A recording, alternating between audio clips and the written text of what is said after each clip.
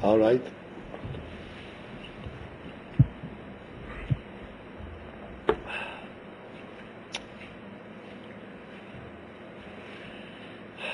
We're back to our Pasha. Pasha's Bolak.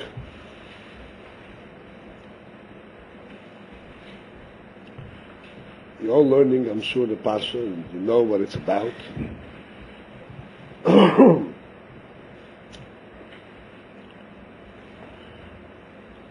Bolak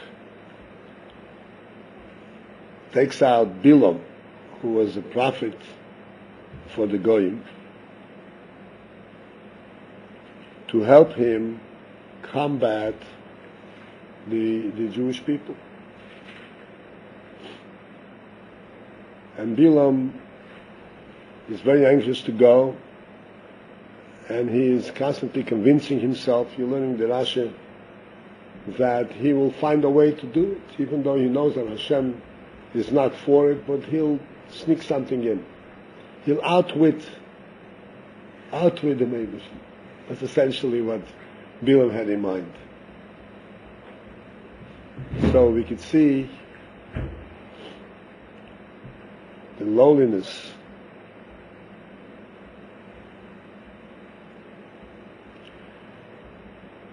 and then, of course, one after the other, 3 times in a row, as Bilam is trying to do his thing, instead of cursing, he blesses the Jewish people. And the blessings that Bilam gives the Jewish people are extreme blessings. They are not plain blessings. You should be successful, you should grow, you should be great. These are blessings of the greatest type.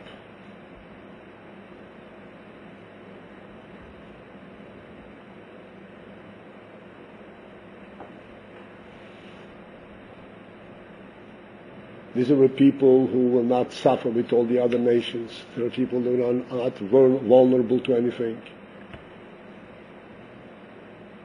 And so forth. You haven't come to the very end, but all kinds of different things.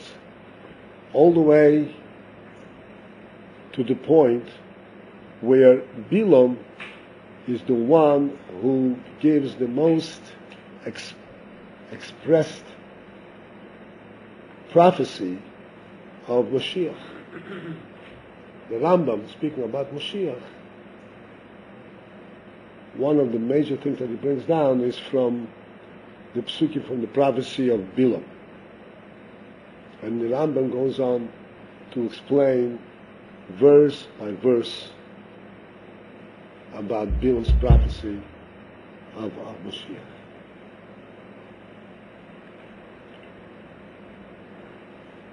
This is really, odd, to say the least. You have Bilam, Hasena Yisrael. Besides being Hasena Yisrael, he's a lonely person. He's a person who indulges in abominations, in lowly activities. He's a person who thinks he can outwit his Creator. He's not interested in any truth. He's a lonely person. And Bolak is instrumental in getting him out there. He was a king of Moav. And he was anxious to hurt the Jewish people. As you've learned, Bolak had no reason to fear the Jews, because Moav was not threatened. We never intended to touch anything in Moav and anything in Ammon. The whole reason that he got involved and he wanted to hurt the Jewish people was out of sheer hate. There was absolutely no reason for it. And from that low ebb came the greatest blessings. Some of the most famous psukim that we say all the time are from Bilam's prophecy. Matoivai holacha Yaakov mishknesecha Yisrael. Who said that? Bilam.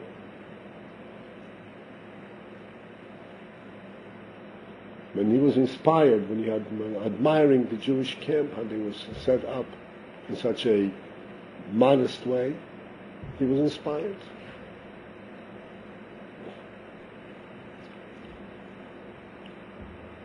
What was a modest aspect of it, the camp? But they were set up in such a way, the tents were so situated that one would not inadvertently peek into another tent. Their window, their doors were turned away from one another.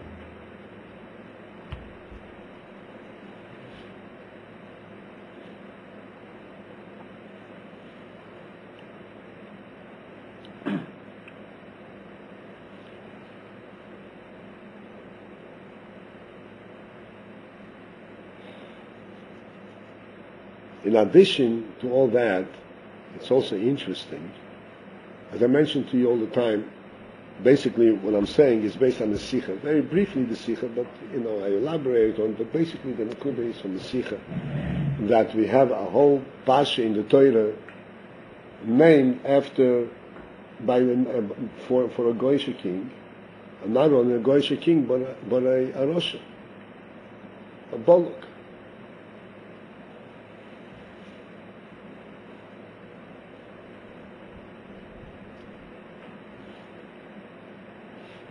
The principal explanation, the point in this all is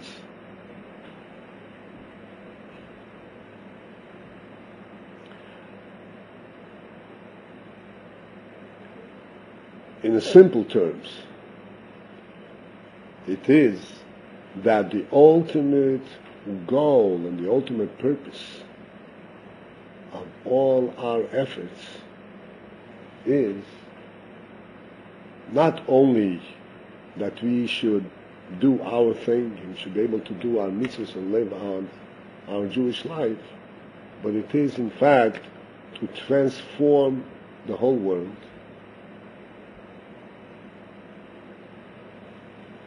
to the point of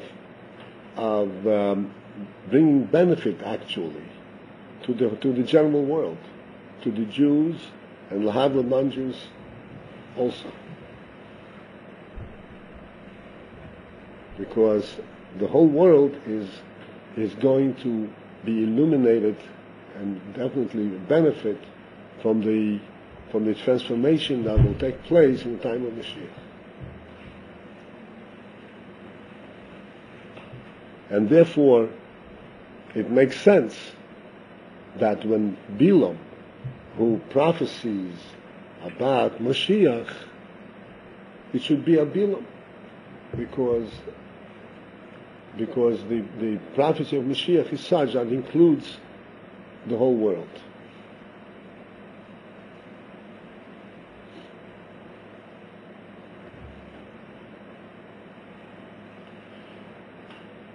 To go slightly deeper into this,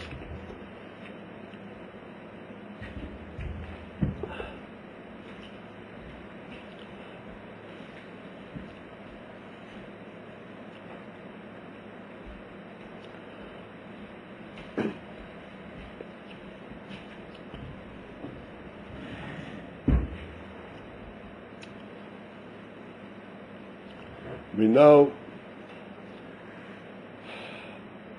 the Alter Rebbe explains in Tanya that certainly you learned that the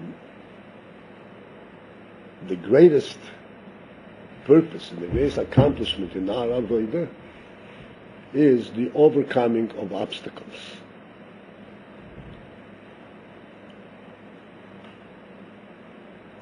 When a Yid does a mitzvah, he is superior to a malach. To a malach. That's what the Rebbe says. Because that everything that he does, number one, he could have chosen to do differently.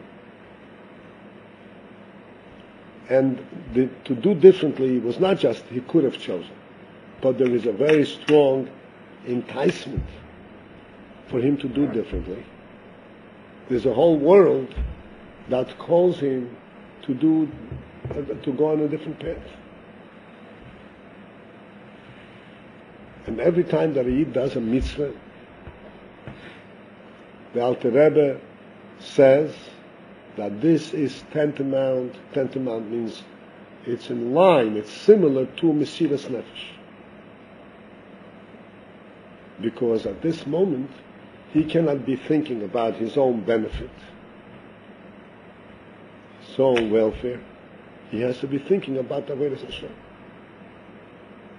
He has to give up something.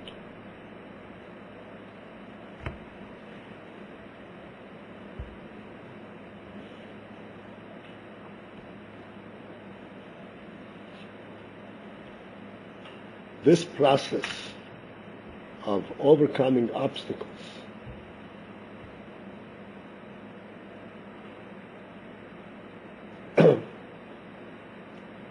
results in the greatest accomplishment, the greatest light.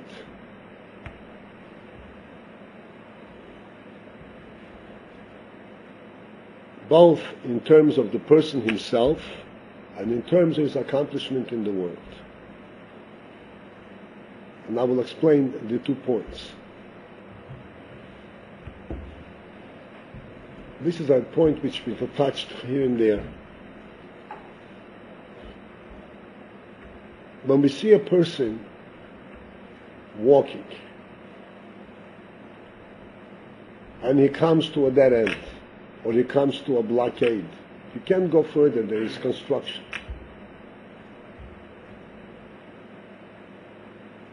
And you observe him and say, oh, you can't go further. He turns around and goes back. If he turns around and goes back, that tells you that this person had no particular direction, no particular purpose where he was going. Because if there's an obstacle, he goes back. Because a person who's got a direction, who's got a purpose, that he wants to get someplace, he doesn't just go back. He looks for ways to go through anyway. He can't go straight, he goes around. But he has to get to where he wants to go. In other words, an obstacle reveals what is the truth in his mind. Whether he is just taking a walk or he has got some purpose. Same thing is true in our lives. Except in our lives, it has a much more profound significance. The person is following a certain path. Torah mitzvahs, learning, davening. Every time that we have a little bit of a difficulty, every time, like I like to mention, we feel lazy to get up in the morning.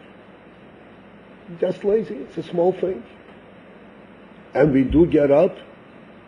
The reason we get up is because at this moment we have to have recognized the importance of what we're doing.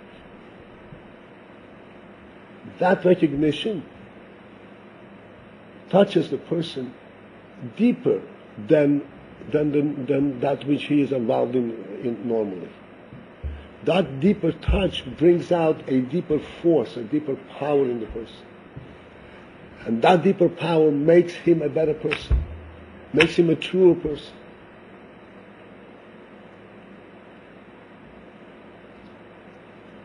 This is the challenge.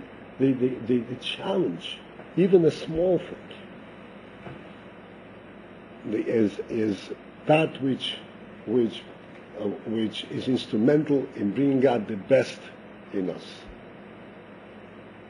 the strongest, the deeper quality in our souls.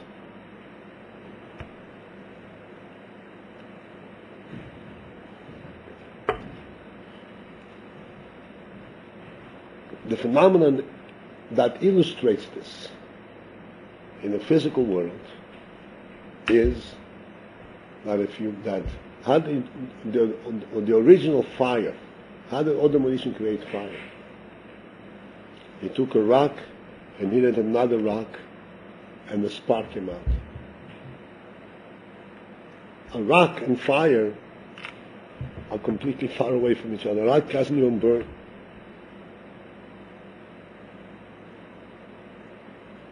But if like that? Yeah. Not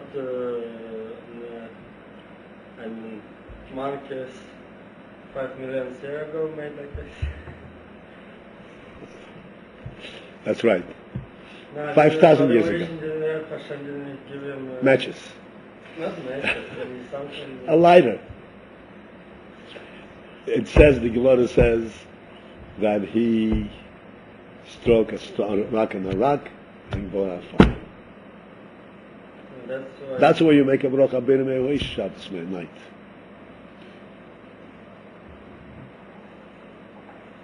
Created fire. The point, as I said, a rock is not fire. There's nothing there closest to fire. It's cold. But when you hit the hard rock, what comes out? Fire, a light.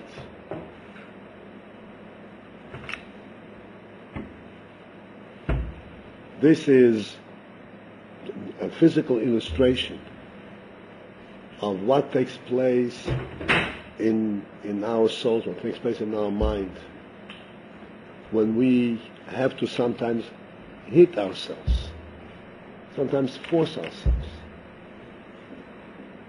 to do that which is right. And we hit not by convincing ourselves or by patting ourselves on the back, by simply saying, this is the right thing to do. This is what I'm supposed to do. Regardless of how I feel. It's like a hit. And that hit brings out a light, what's called an original light, a light that comes from that which is completely different thing. An original, it creates light. It creates an original light.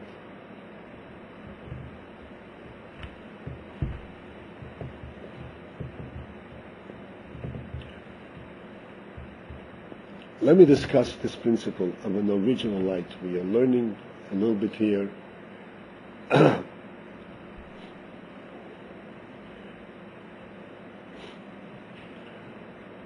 You learned that the world, Hashem created the world, Yesh Me'ayin.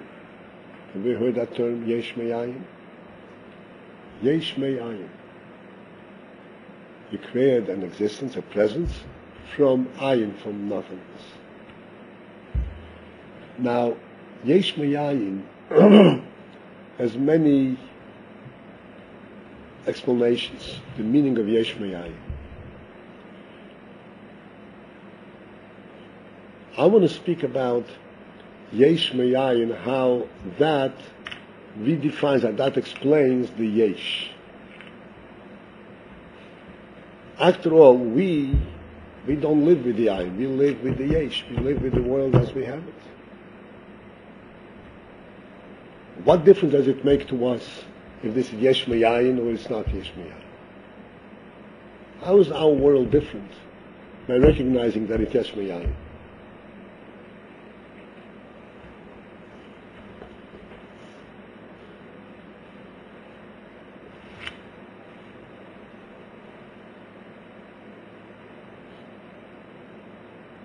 So for this, I mentioned several times in the past the word of the Rebbe. The Rebbe said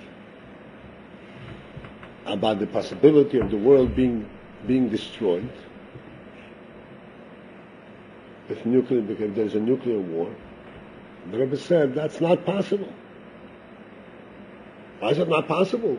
The world is a finite entity. We know exactly its size, we know exactly how many people there are and where it is. Why is that not possible?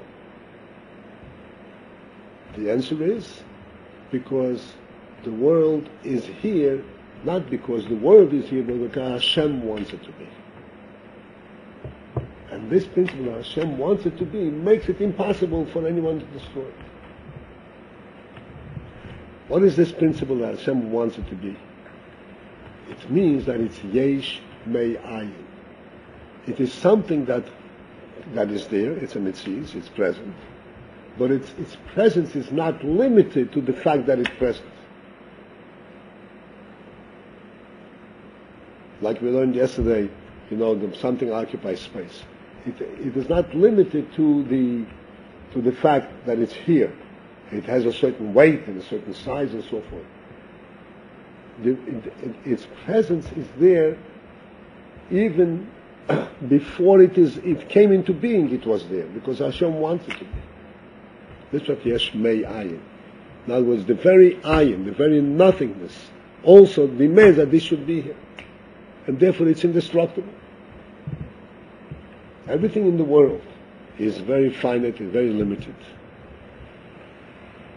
But that existence, that limited existence does not define its strength and its power to be.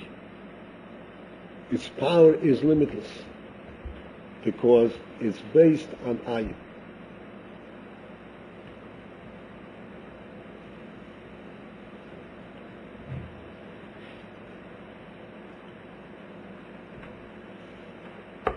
This is also, which I mentioned many times, what Chassidus points out, that actually in our little world we could see that as small and vulnerable the world is, in fact it demonstrates and it shows a power that is limitless. We see that the world exists not from a finite power, but from a limitless power. Yesh mei ayin. Where do we see it? We see it, for instance, in the fact that the sun burns for thousands of years, and it's there with the same intensity, with exactly the same power. How can something physical not burn up? Moshe Rabbeinu, when he went out to the desert and he saw the bush burning, what perplexed him? What was his question? How is it that the bush is burning and it's not getting burnt up? The fact that it doesn't get burnt up, right away tells him, hey, there's something else. It's not the burning bush. It's not the bush that's burning.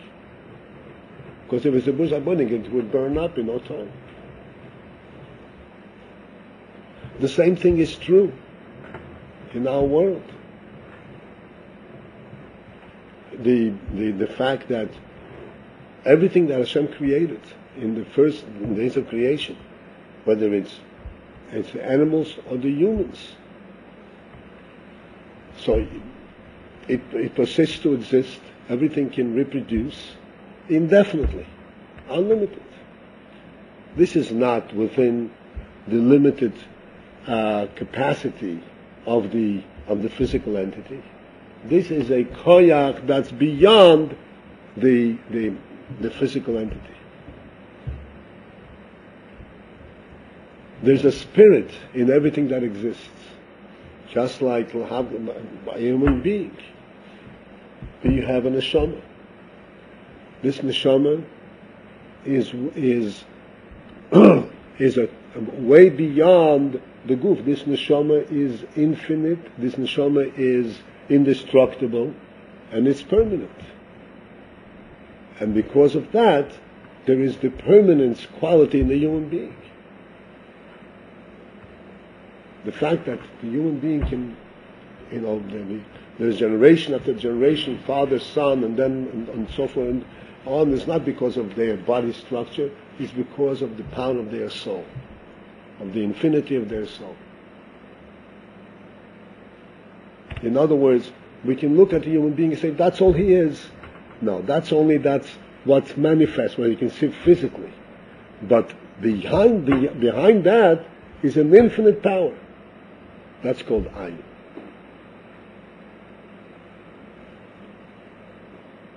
Chassidus explains the interesting phenomenon of the rock, that you can heat the rock and take fire out of it.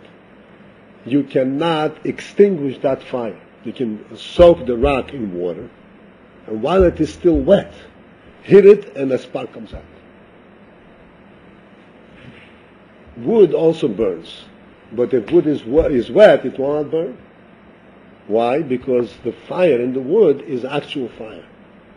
The fire in the rock is not actual fire. It creates the fire. So therefore you can create it even when it's wet. It cannot be extinguished.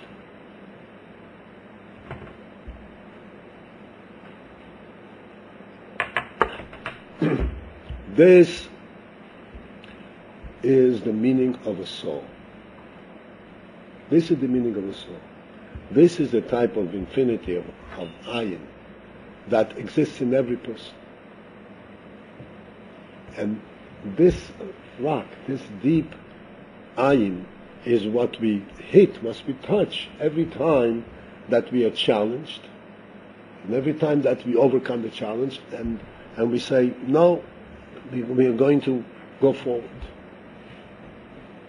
The more one becomes aware and experiences this deep quality in his soul, this decisive quality,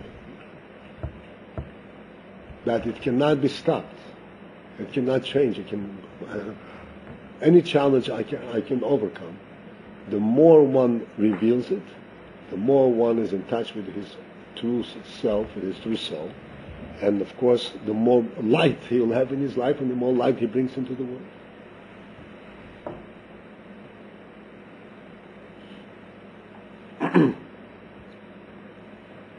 The ultimate challenge in our world is to transform and to transform the world itself, to transform a Bilam and to transform a Bolak. In the world, there are generally three categories.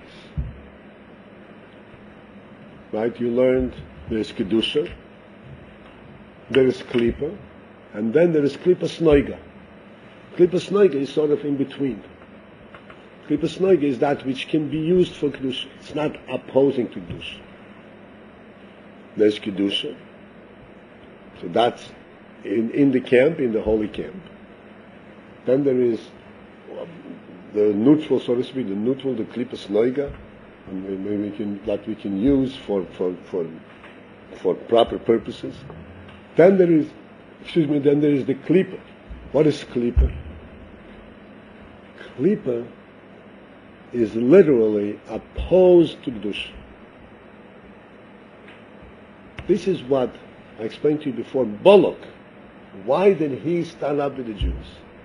They didn't bother him. Because there is an innate opposition to Kedusha. This we have seen throughout our history. We're talking about thousands of years of history, where there was literally plain hate to the Jew, because he represents Kedusha, he represents Torah and Hashem, for no reason other than plain hate. This is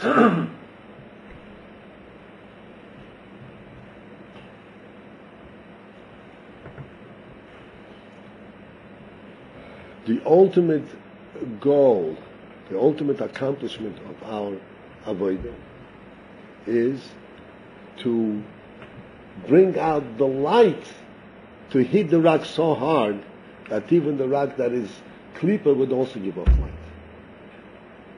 That's the ultimate purpose. This is what happened in today's Pasha. Bolak and Bilam. Bilam is the one who pronounced the ultimate redemption, the ultimate transformation. Bilam is the one who says in today's Pasha, I'm wishing on myself to be amongst them. You learn a little bit later in the Pasha. can you elevate between the peoples? What? How can you elevate something between two peoples?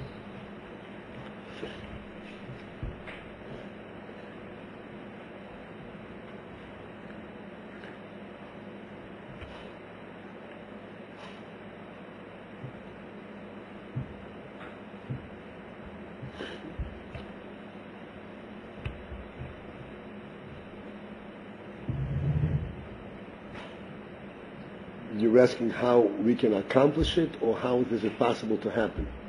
Which one? How is it possible? How is it possible?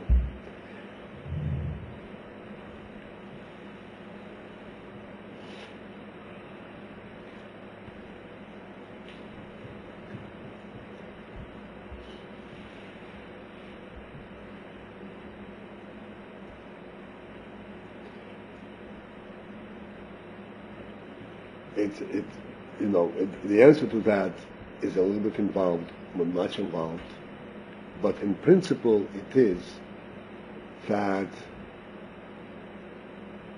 even though, basically it's this, it says that there are 5 madregis, nefesh, ruach, neshama, chaya, yechida, right? Nefesh, nefesh is the functioning part of that which gives life to the goof, to the body. Ruach, that is the spirit, the emotion. Neshama is the intellect. Then there is chaya, which is that which is hovers above the intellect. And then there's yechida. The difference between, very briefly, the difference between the 3 lower madrigas, the 3 madrigas, nefesh, ruach, neshama, and chaya yechida is that nefesh, ruach, and neshama are called pnimiyim, internal, and chaya and yechida are called makifim, surrounding, overall. Just like in a person. The intellect, even the intellect, which is the highest, the intellect functions in a specific part of the body, in the brain. Right? Where does a person understand in the brain? Not in his hands. The hands obey the brain, but the brain is where he thinks, and the emotions is in the heart. Everything has a place in the body where it is. Then there is a madrega, what's called chaya, which is the overall that is equal throughout the whole body. And there is no place in the body that it can express itself. It expresses itself all over the same. That's above the body. So this is a madrega of the truth of the neshama that does not express itself in any particular statement, in any particular way. Just the truth of the neshama itself. And then there is yechida. Yechida is where the neshama expresses the truth, the godly truth. Not even its own truth, but the godly truth.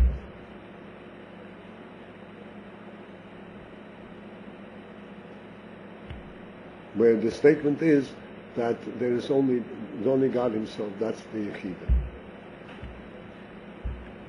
In Klippa it says that they have all madregis, nefesh, ruach, neshama, and chaya. In other words, a Klippa can perceive itself as a real presence, all the way to the madrege of chaya. That it seems, I am a real mitzvah, I'm really here. But ultimately, the madrege of yechida doesn't exist in Klippa. So when the truth of the world, the truth of Elokus will be revealed, and then it will be revealed at the level of chaya, then Klippas will also become bottled to Elokus. In other words, Klippa can claim its own mitzias up to a certain level. Beyond that, that also becomes bottled. So as long as there is a certain level of worldly orientation, then Klippa stands strong. Once it goes beyond world, and it becomes recognized that the world itself is not really a Metzias, but it's the God who creates it, then Klippa also falls apart. Understand?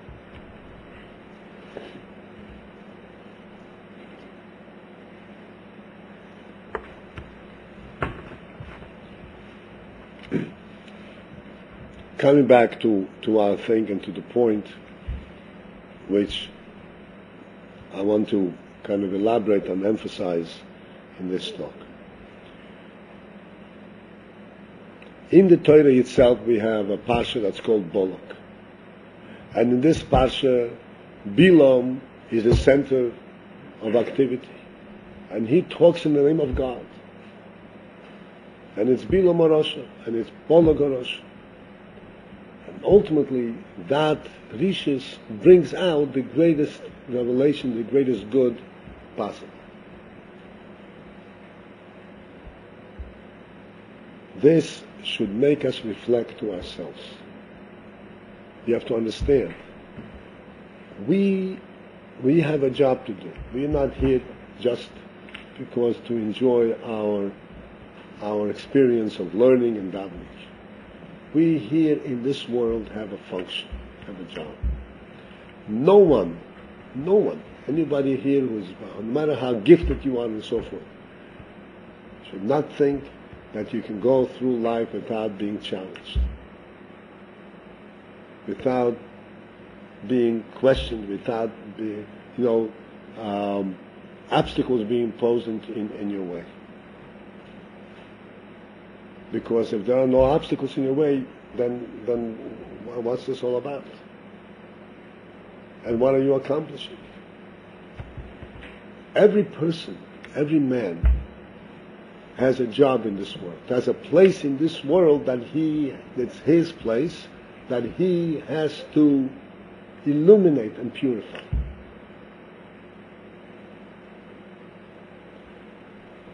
The first mitzvah in the Torah is Pru Urvu Umilos Oretz V'chivshuha, which means be fruitful and multiply, fill the earth. V'chivshuha. What V'chivshuha mean? V'chivshuha means subdue it, conquer it. The job that we have is to conquer the world, not just to live here and enjoy the sour cream or the ice cream.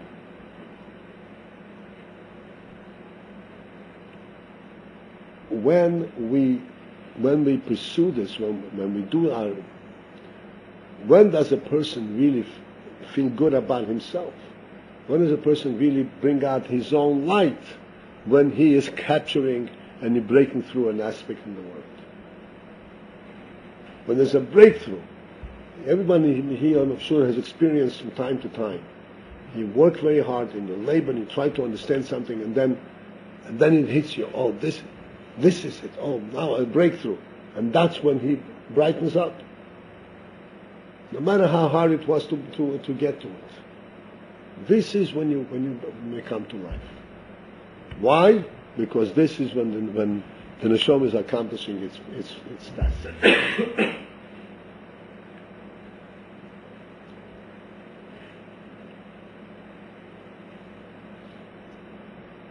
And as the Alter Rebbe explains in Tanya, one must not look for a complete and ultimate victory. Sure, it will come. The point is, every little step, every small challenge, every time that one makes a breakthrough with himself, as small as it is, every small step is a creation that he creates in the world, is a capture, and it's a victory.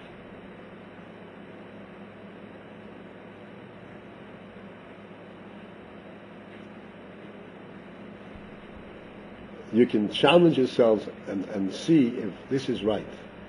I sit down to learn, I don't feel like learning. I don't feel like learning. Then I say, oh, I don't feel like learning. Come on, let's go. Let's get into it. That learning is going to be much better than any very. That's going to be the real learning. That's when ultimately you'll feel, oh, I really accomplished. I really did something. Besides that you did something, your mind opens up, your heart opens up, and you have a real light coming, because he hit the rock, and the rock gave off its light.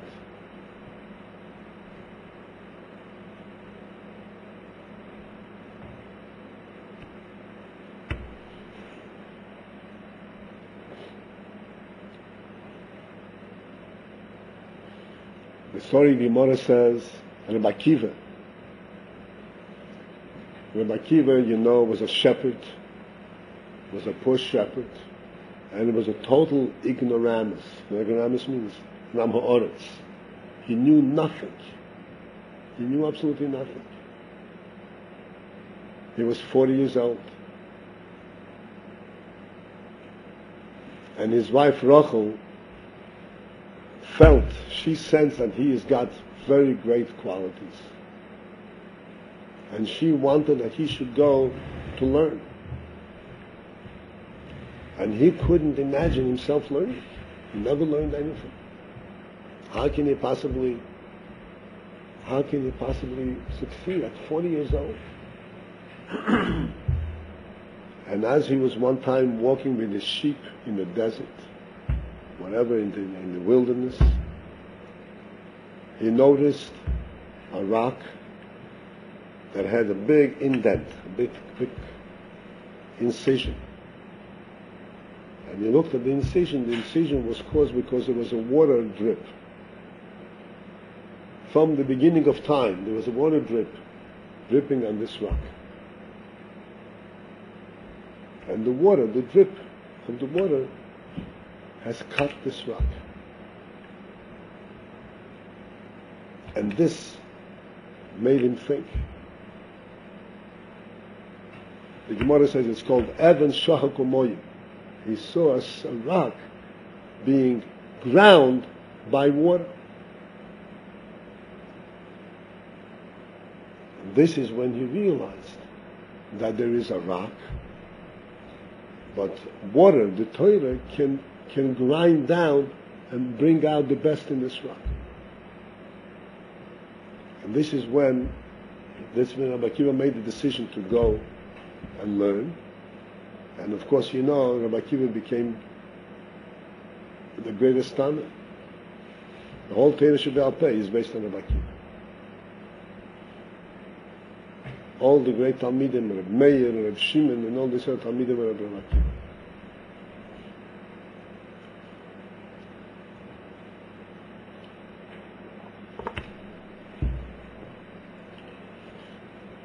So here too, we're not 40 years old, we're 19 years old, we're 20 years old. We are starting at a stage, at a level, at a stage, not the normal thing, at ground level, at the cradle. It can happen to everyone. Not everyone is going to be a Rabbi Akiva. But everyone is going to be the best that they can be. And that's all that we need. That's all that's necessary. Everybody has an neshama, and everybody's neshama has bright light, but to bring it out, we have to force it out. You have to force it out. This work, this forcing it out is the most important thing. Friedrich Rebbe explains, there's a sikha from previous Rebbe, but he speaks about, says a child who is what's called an ilui, a prodigy, a child who has an open mind, a very smart kid. And he learns, and he's never challenged, everything comes easy to him. And in many cases, that child never grows up really into somebody. Why? Because he was learning at the superficial, at the childish level, and he was never challenged to bring out deeper insights from his neshama. And he never grows up. So the challenge is the blessing, is the biggest instrument by which we bring out the best in us.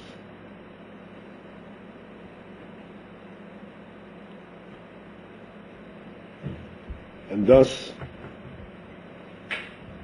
this is to encourage all of us, never to be discouraged by the fact that I don't feel like, I don't understand, I'm lazy, I'm tired, my mind is not working, all of that.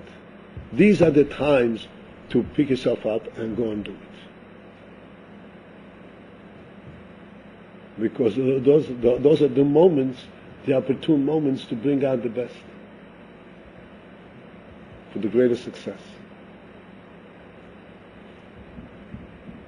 And we want all of us should be successful. And ultimately, we should all see the nevuos of Bilam should come true. We should have Mashiach. And we should see the bright light that each one of us here was instrumental to bring into the world. We don't see it now, but we all do. Okay.